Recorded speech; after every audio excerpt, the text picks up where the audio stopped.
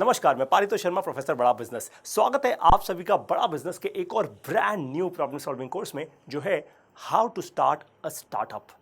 एकदम सही समय पे आप इस कोर्स को देख रहे हैं।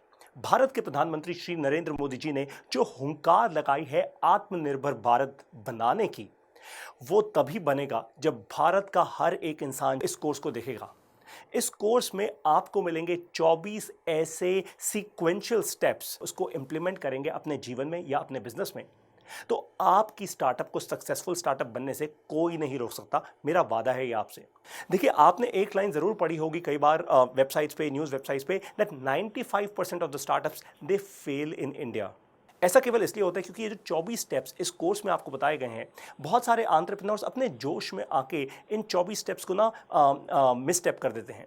आप इस पूरे के पूरे कोर्स को बहुत ध्यान से इसलिए भी देखिएगा क्योंकि मेरे साथ बड़ा बिजनेस के प्रोफेसर मिस्टर संजय कथुरिया, इनको तो आप जानते ही हैं। आप में से बहुत सारे लोगों ने संजय कथुरिया जी को सराहा है। इनका कंटेंट बहुत पावरफुल है। संजय कथुरिया जी ने इस कोर्स को मेरे साथ दिया है, और साथ में बड़ा बिजनेस की प्रोफेसर मिस समृति ग्रोवर, इन्होंने भी बहुत ही इनक्रेडिबल कंटेंट शेयर किया है। अब क्योंकि ये इंट्रोडक्शन वीडियो है इस कोर्स की, तो मैं आपको कुछ इंपॉर्टेंट बताने वाला हूं। एक बहुत पावरफुल आपके साथ कॉन्टेक्स्ट सेट करने वाला हूं। देखिए, एंटरप्रेन्योरशिप जो होती है ना, वो दो प्रकार की होती है। एक होती है एसएमई, जिसको हम कहते हैं स्मॉल एंड मीडियम एंटरप्राइज। दूसरी होती है आईडीई, जिसको हम कहते हैं इनोवेशन ड्रिवन एंटरप्रेन्योरशिप। दोनों ही प्रकार की एंटरप्रेन्योरशिप वैल्यूएबल है। जो एसएमई होती है यानी स्मॉल एंड मीडियम एंटरप्राइज, वो रेवेन्यू फर्स्ट एंटरप्रेन्योरशिप होती है। यानी जब आप एक एसएमई की शुरुआत करते हैं, आप कोई फैक्ट्री डालते हैं, कोई मैन्युफैक्चरिंग यूनिट की शुरुआत करते हैं, या फिर आप अपना कोई छोटा सा काम स्टार्ट करते हैं, तो उस समय आप फंडिंग के बारे में नहीं सोचते, आप वेंचर कैपिटल के बारे में नहीं सोचते, आप ऐसे बहुत सारे स्टेप्स और नहीं सोचते जो आपको सोचने पड़ते हैं जब आप आईडीई वाले मॉडल में आते हैं, यानी इनोवेशन ड्रिवन एंटरप्रेन्योरशिप में आते हैं। इनोवेशन ड्रिवन एंटरप्रेन्योरशिप में जनरली पहले पहले बहुत सारा पैसा बर्न किया जाता है। अब इसमें कुछ गलत नहीं है, ये इनोवेशन ड्रिवन एंटरप्रेन्योरशिप है। वो एक नए बिजनेस मॉडल में इनोवेट कर रहे हैं, वो मार्केट को डिसरप्ट कर रहे हैं, वो नए प्रोडक्ट्स लेकर आ रहे हैं। जैसे कि इलॉन मस्क, अब टेस्ला में इन्होंने सेल्फ ड्राइविंग कार बना दी, वो भी एक फुली इलेक्ट्रिक कार।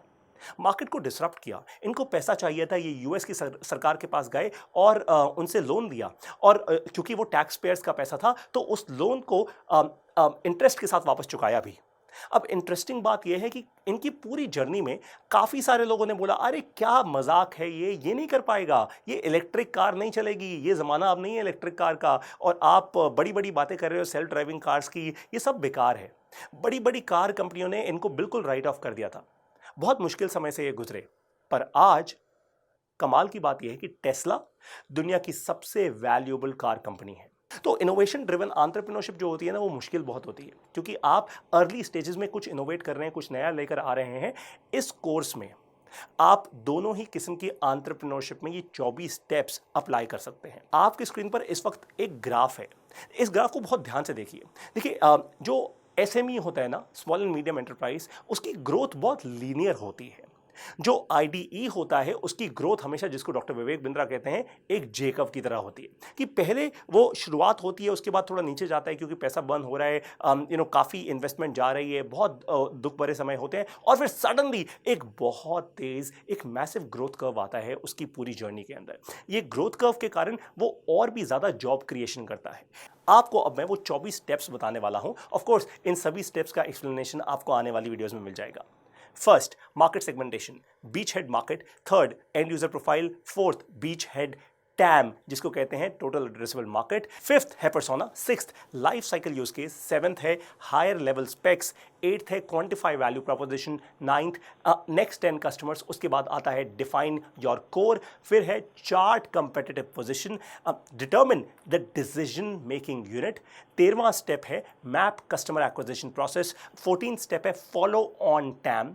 15वां स्टेप है डिजाइन योर बिजनेस मॉडल। 16वां स्टेप प्राइसिंग फ्रेमवर्क। 17वां स्टेप है एलटीवी यानी लाइफ टाइम वैल्यू। 18वां स्टेप है मैप योर सेल्स प्रोसेस। इससे पहले मैंने बात की थी map the customer acquisition process, अब बारी आई है मैप योर सेल्स प्रोसेस की। 19वां स्टेप है जिसको हम कहते हैं कोका। आपने डॉक्टर विवेक बिंद्रा की और भी बहुत पावरफुल वीडियोस देखी होंगी इस टॉपिक के बारे में। ये है कॉस्ट ऑफ कस्टमर एक्विजिशन। 20वां स्टेप है आइडेंटिफाई की अजम्पशंस। 21वां स्टेप है टेस्ट की अजम्पशंस। 22वां step define minimum viable business product. 23वां स्टेप है show the dogs that they will eat their own dog food. मैं एक्सप्लेन करूंगा इसको। एंड 24वां स्टेप है डेवलप अ प्रोडक्ट प्लान। अब बारी आती है इन 24 स्टेप्स को क्विकली समझने की। मैं सारे 24 स्टेप्स आपको नहीं बताऊंगा, बट मैं आपको क्लासिफाई कर देता हूं इनको 3 डिफरेंट पार्ट्स में। सबसे पहला पार्ट है कस्टमर की अंडरस्टैंडिंग। देखिए, पहली कुछ वीडियोस जो आप देखेंगे इस पूरे के पूरे कोर्स में, वो केवल और केवल कस्टमर अंडरस्टैंडिंग के अराउंड ही हैं। क्योंकि देखिए, जब आप अपने कस्टमर के बारे में जान जाएंगे ना, फिर आएगा दूसरा स्टेप कि अब आपका जो प्रोडक्ट है, जो सोल्यूशन है या जो सर्विस है, क्या वो सही है, क्या वो सटीक है, क्या वो एकदम कस्टमर की वो बर्निंग प्रॉब्लम को सॉल्व कर पा रहा है या नहीं। और फाइनली आता है तीसरा स्टेप कि अब जब मान लीजिए आपने कस्टमर को अच्छे से समझ लिया, आपने अपना प्रोडक्ट सर्विस या सॉल्यूशन को लॉन्च कर दिया, फाइनली अब आती है स्ट्रैटेजी कि आपने कुछ अजम्पशंस बनाई, आपने अपना बिजनेस प्लान बना लिया, आपने cost of customer acquisition cost calculate करना शुरू कर दिया। फाइनली अब आपका प्रोडक्ट तैयार है, अब आप उसको मार्केट में लेकर जाने वाले हैं। तो ये जो 3 लार्जर सेक्शंस है, इसमें ये पूरा का पूरा कोर्स डिवाइड किया गया है। ध्यान रखिए, कस्टमर पे इसलिए ज़्यादा से ज़्यादा फोकस किया जाता है क्योंकि अल्टीमेटली कई बार ना एंटरप्रेन्योर्स क्या करते हैं, वो इतने पैशनेट होते हैं, वो कहते हैं जो मुझे पता है सही पता है। तो अजम्पशंस बहुत होती हैं, हंच बहुत होते हैं। हंच का मतलब होता है कि आपके अंदर एक ऐसी स्ट्रांग आवाज आती है कि भाई जो मैं कर रहा हूं ना एकदम सही कर रहा हूं, बिल्कुल सही चीज़ है ये। और सडनली फिर आप मार्केट में जाते हैं और धक्का लगता है क्योंकि आप तैयार नहीं होते, आप अपने कंपटीशन को नहीं समझते, आप मार्केट के डायनामिक्स को नहीं समझते, और फिर धक्का लगता है। फिर आप काफ़ी सारा पैसा खर्च करते हैं, काफ़ी फेलियर्स होते हैं, हो सकता है उसके बाद भी आप सक्सेसफुल हो जाएं, ऐसी बात नहीं है। पर आपको ध्यान रखना है कि इन तीनों सेक्शंस के अराउंड आप इन 24 वीडियोस को बहुत ज़्यादा अच्छे से देखें।